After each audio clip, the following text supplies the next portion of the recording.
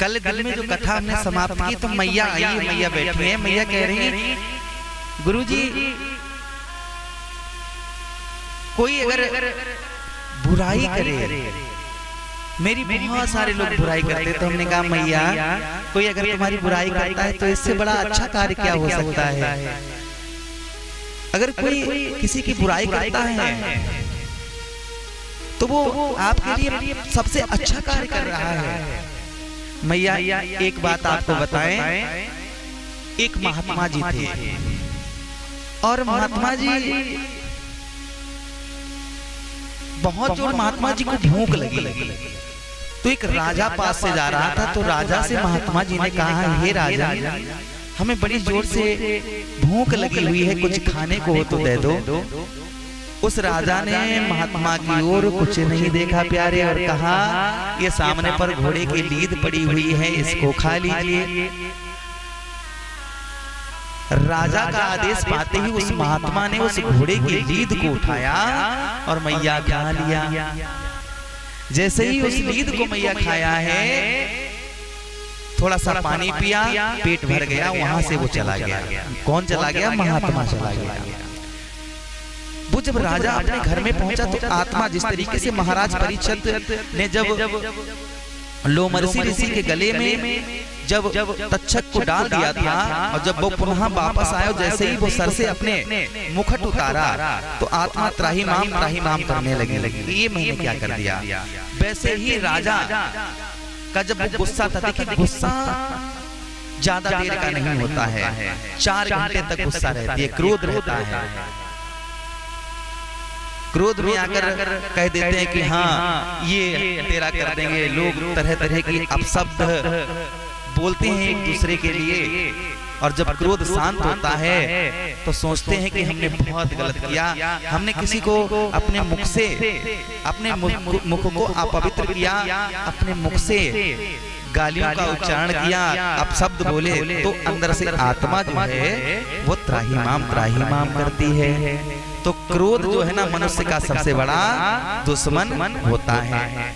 राजा के सर से वो जो क्रोध की अग्नि जल रही थी और जो वो शांत हुई तो मैया उसके मन में वही विचार आने लगा कि मैंने ये क्या किया, एक महात्मा को लीद खवा दी।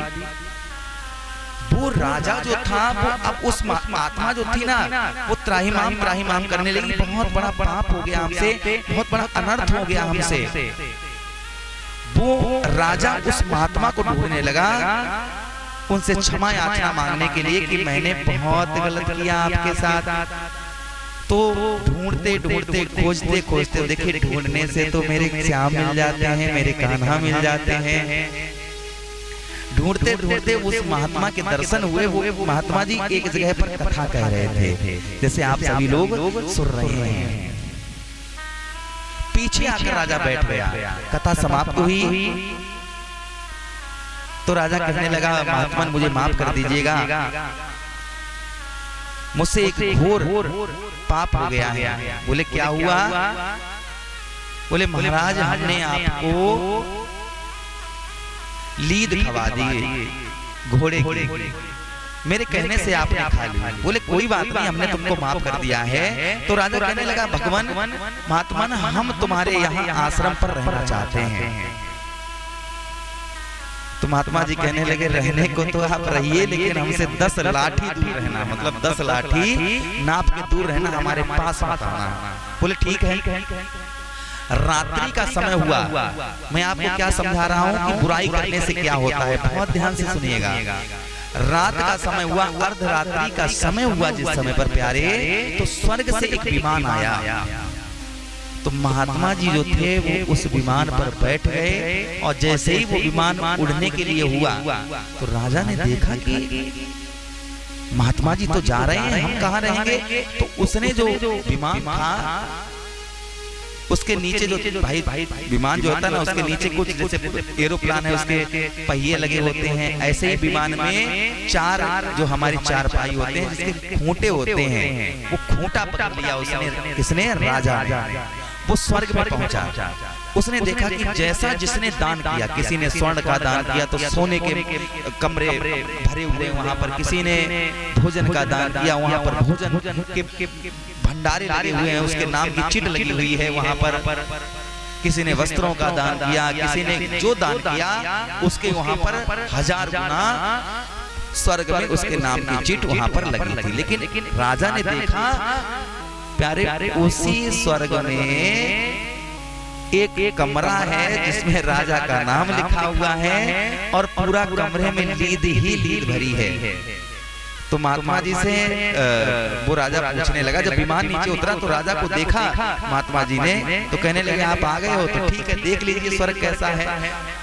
जब राजा ने देखा कि वो कमरे में लीद भरी है तो महात्मा जी से पूछने लगे, महात्मा ने ये बताइए ये और तो स्वर्ग में सब ठीक लगा लेकिन ये लीद क्यों यहाँ पर है? बोले राजा ने ये तुम्हारे हिस्से की है। राजा कहने लगा महात्मा ने इसका क्या होगा? बोले तुमको ये खानी पड़ेगी। हाय हाय राजा मनी मनी में बहुत अंदर से टूट गया, कहने लगा महात्मा ने ये कैसे, ये तो हमसे नहीं हो पाएगा। जब वहां से पुनः वापस आए तो महात्मा जी से राजा कहने लगा कोई उपाय तो महाराज होगा ये लीद खत्म करने का। बोले हाँ एक उपाय है। बोले क्या?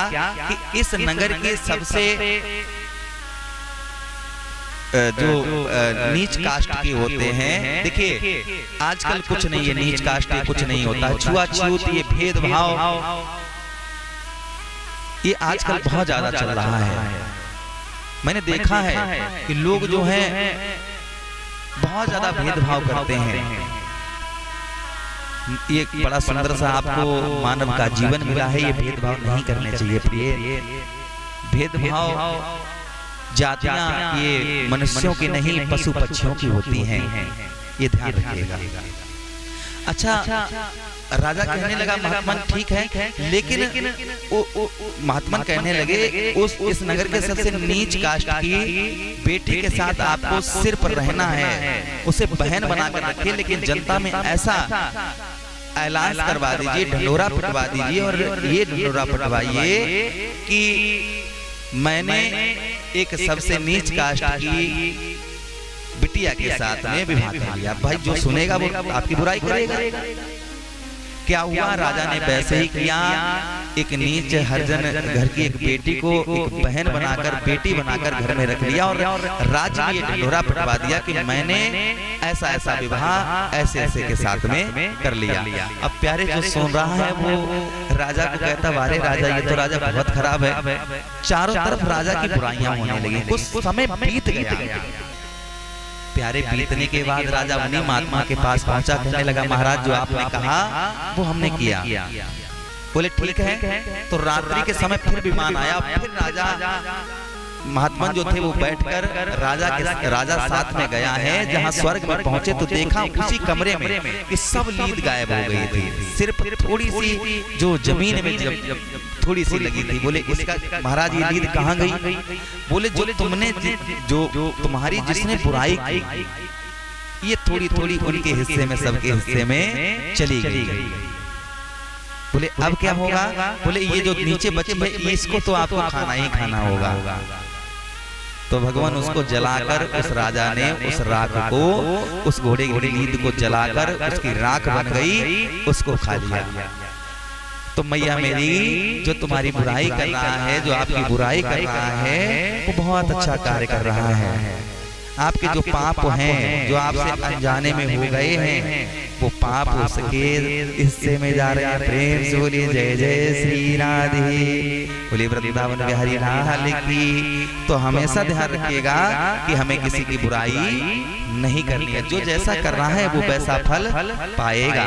कर्म प्रधान विश्व रचिराखा और जो जसु करहि तासु फल चाखा। जय जय श्री राधे, बोलिए सियापत राम।